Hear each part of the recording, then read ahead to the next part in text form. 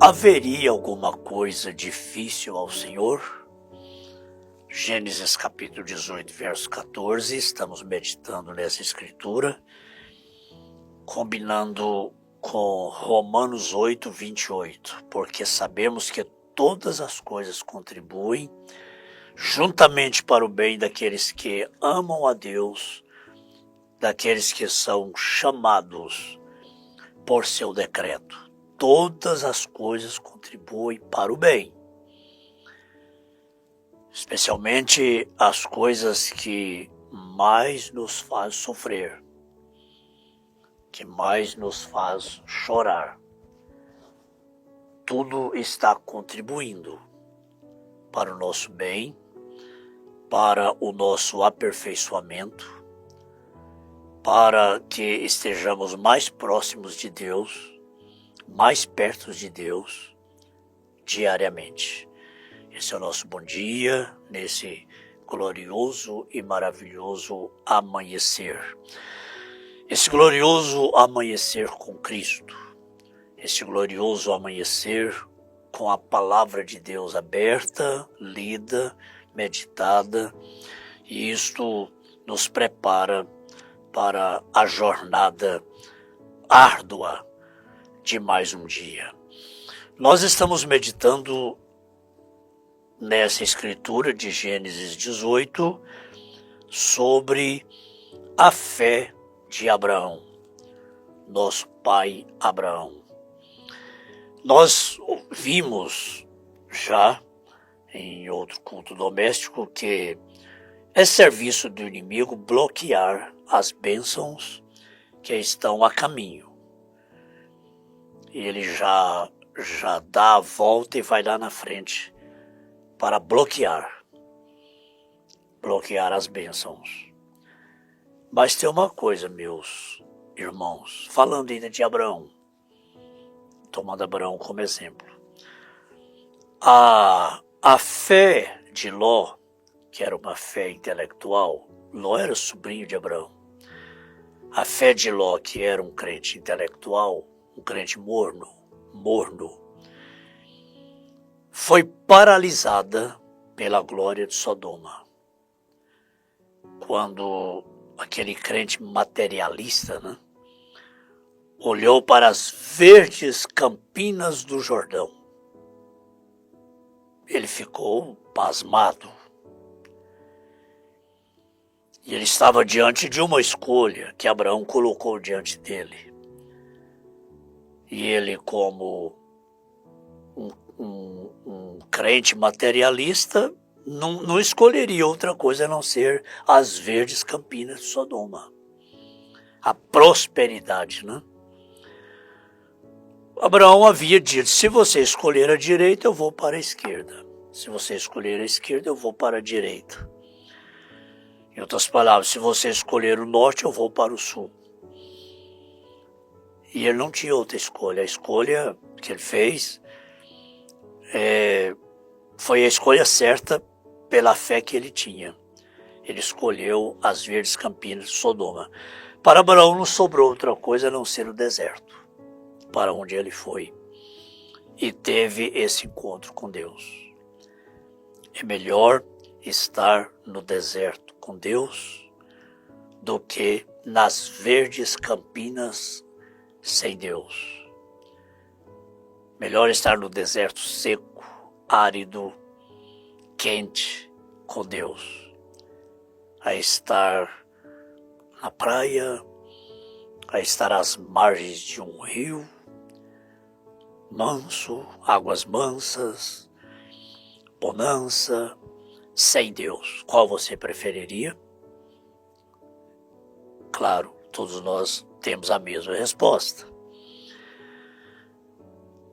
Agora, a glória de Sodoma bloqueou a fé de Ló, bloqueou as bênçãos que Ló poderia alcançar se ele permanecesse ao lado de Abraão. O que custava ele permanecer ao lado de Abraão? Mas ele não quis ficar junto com Abraão. Seus pastores estavam brigando. estavam em contenda, então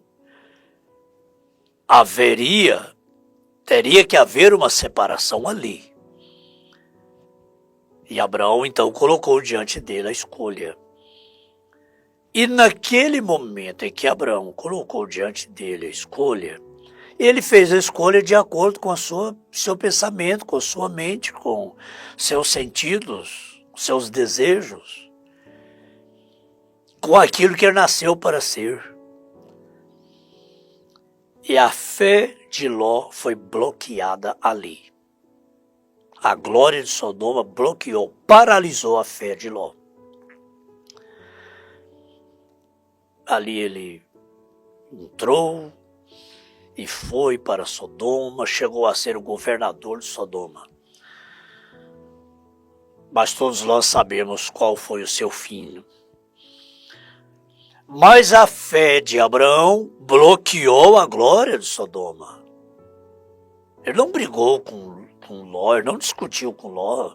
Ele não disse para Ló, não, vamos dividir a razão, eu fico com a metade, você fica com a metade das verdes campinas do Jordão, eu também preciso, você vai ficar com a metade, eu fico com a outra metade. Não. Abraão tinha uma fé definida. Se você for para a direita, eu vou para a esquerda.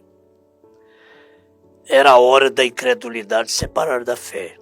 Fé e incredulidade não andam junto por todo o tempo. Então, isto foi bem assim neste caso. Satanás estava tentando instigar os pastores de Abraão a fazer Abraão sentir que ele tinha feito algo errado, ou que eles tinham feito algo errado. E ele estava tentando impedir a chegada. Olha só.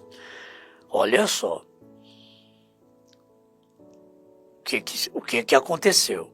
Vinha um e dizia, o pasto acabou, a água acabou, o gado está magro, não tem mais o que fazer, o que vamos fazer? Ele estava tentando impedir a chegada daquela visitação que Deus faria a Abraão e Sara. Era isso que o inimigo estava tentando impedir. Ele sabia, né? E já deu a volta e já foi lá na frente, tentando impedir.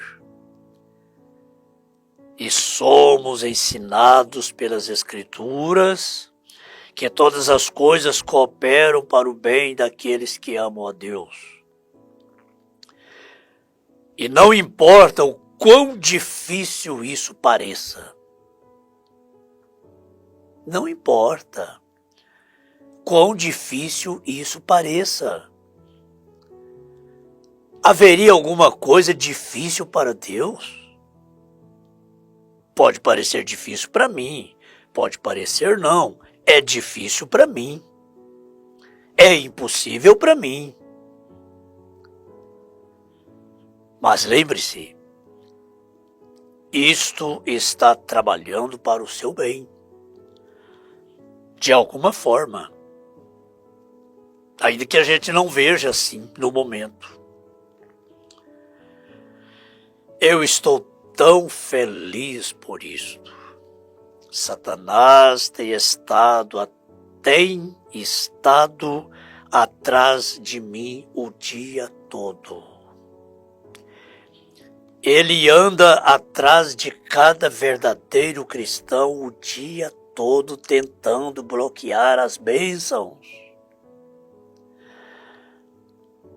Quantas vezes eu já fiz isso? Estou sozinho, às vezes lá na chácara, no mato, e vem tanta coisa, né? Vem tanta coisa, tantos obstáculos, e o inimigo leva a gente a pensar só no negativo. Às vezes eu falo em voz alta. Eu falo assim, Satanás, sai de perto de mim. E eu sinto que ele sai. Agora olha aqui, Satanás tem estado atrás de mim o dia todo. Por isso eu creio que há uma bênção armazenada. É sinal de bênção.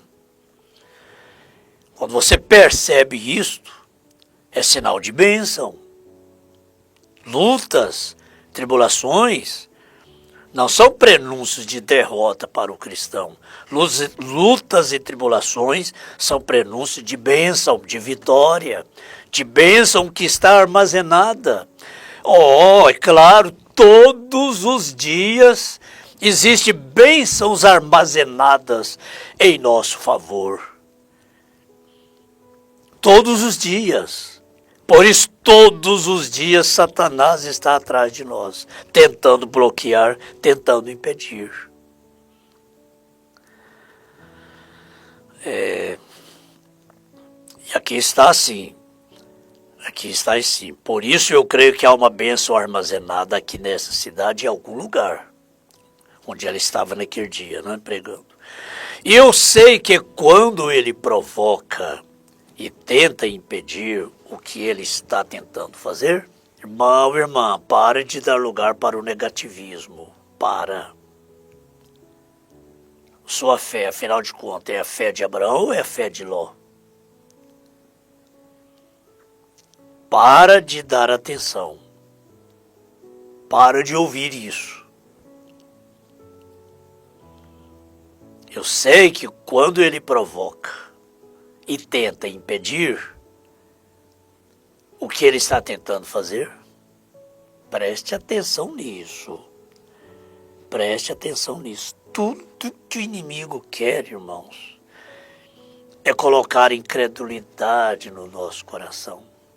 Se ele colocar a incredulidade no seu coração, você está desarmado. Ele te desarma. É como a polícia chega e aborda ali um mau elemento e o desarma. Põe ele com a mão na cabeça, com a mão no muro, faz a revista e o desarma e logo passa as algemas em seus braços. Quando o inimigo faz você descrer, colocar uma incredulidade no seu coração, ele te desarma, ele te algema. Acabou, acabou. O que ele está tentando fazer? Está tentando fazer com que você diga assim, eu não creio mais. Isso não é verdade. Isso não é possível. Eu não creio mais. Ele vai trazendo só negativismo. Está difícil, está errado, e isso, os pastos já secaram, a água já secou, o gado já começa a morrer de fome, e tudo está dando errado, e tudo está errado, e tudo está errado. Ele está tentando fazer com que você descreia. Eu quero pedir desculpa, mais uma vez, que eu repito muito. Mas essas repetições são necessárias, embora eu sei que é cansativo. Não é fácil ouvir uma palestra, um sermão, uma pregação com tanta repetição, mas essa repetição é necessária. É para que fique bem estabelecido. Nunca é demais. Ele está tentando fazer com que você descreia. Não. Não, meu irmão, não, minha irmã, não aceite isso. Você pode sofrer qualquer coisa na vida, fraquezas. Quantos irmãos hoje dizem, pastor, eu não estou na igreja, eu não tenho dado conta. Mas, pastor, eu creio de todo o meu coração nesta mensagem. Eu creio neste ministério, eu vou voltar, pastor, ô irmão, um dia eu vou voltar para o lugar de onde eu saí, eu vou voltar para o caminho correto, para o caminho que eu nasci nele. Eu estou caído, mas estou caído no caminho, eu vou levantar no caminho. Eu não descreio desta mensagem. Não importa pelo que a pessoa esteja passando, há esperança para ela. Há esperança para o irmão. Talvez o irmão esteja nos vícios. Talvez esteja amarrado de alguma forma nas piores situações. Mas no seu coração você está dizendo assim, eu estou caído no caminho. E eu vou levantar no caminho. Porque eu nunca descreio desta mensagem. Aí há esperança. Mas quando o inimigo consegue fazer a pessoa dizer, eu não creio mais, esta pessoa está amarrada está desarmada. E a pior coisa que você pode fazer é descrer em Deus. Tenho falado isso. Nenhuma pessoa pode praticar um pecado maior do que dizer eu não creio mais. Agora, como você crê em Deus e não crê em sua palavra? A pessoa que diz jamais eu descreio de Deus, mas se descrer da sua palavra, você está descrendo de Deus. Você está dizendo que Deus é mentiroso. Se a gente descrer da palavra de Deus, a gente descrê de Deus. Se a minha esposa descrer da minha palavra, ela está descrendo de mim. Se ela não acredita em minha palavra, ela não acredita em mim. Se ela não confia em minha palavra, ela não confia em mim. Se nós não confiamos, não descansamos na palavra de Deus, nós desconfiamos de Deus. Nós chamamos Deus de mentiroso. Como que eu creio em Deus e não creio em sua palavra?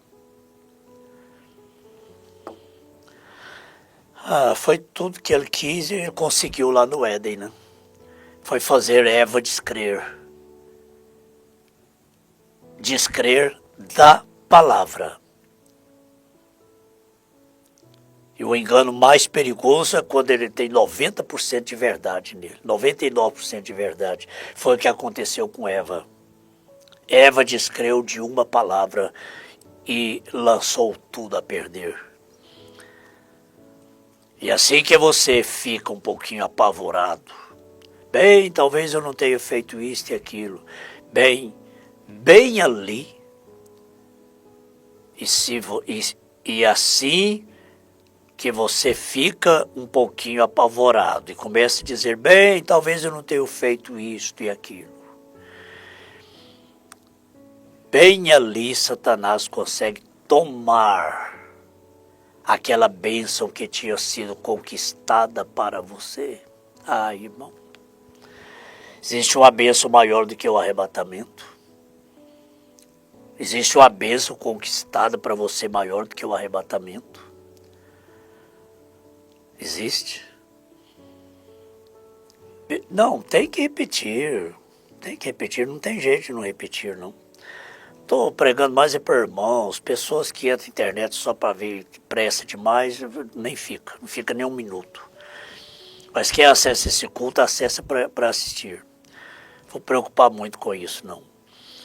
Às vezes os irmãos me orientam, o programa tem que ser rápido, se for 5 minutos. Não, mas quem acessa um culto como esse, ficar 20 minutos, 30 minutos, 1 hora, quem acessa para assistir, né? Claro que é só um culto doméstico, é pouco tempo. Então tem que repetir. E assim que você fica um pouquinho apavorado. Não sei se eu creio, não sei se eu não creio, não sei se é, não sei se não é. Talvez eu tenha feito isso, talvez eu tenha feito aquilo. Eu acho que eu vou, eu acho que eu fico. Não sei se eu vou, não sei se eu fico. Não sei se eu vou ou se eu acompanho alguém. Não. Se você pensa assim, bem ali, bom, precisa ter convicção pessoal, gente. Nós estamos ministrando a ceia para as famílias que desejam ir como família, mas a ceia continua sendo individual.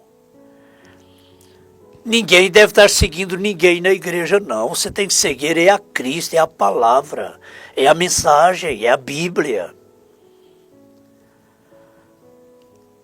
Mas se você pensa dessa forma, bem ali Satanás consegue tomar aquela bênção que tinha sido conquistada para você.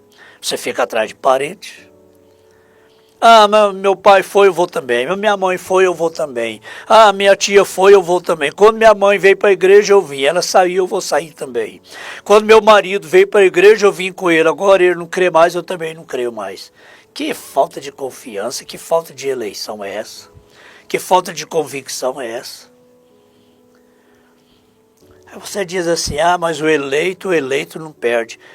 Mas eleito não pensa desse jeito, não. Eleito não fica atrás de influências, não.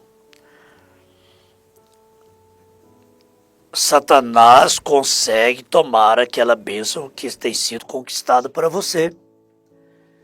Você não consegue obter isso enquanto Satanás mantiver você pensando assim. Quer dizer que Satanás, então, pode até controlar os nossos pensamentos, hein?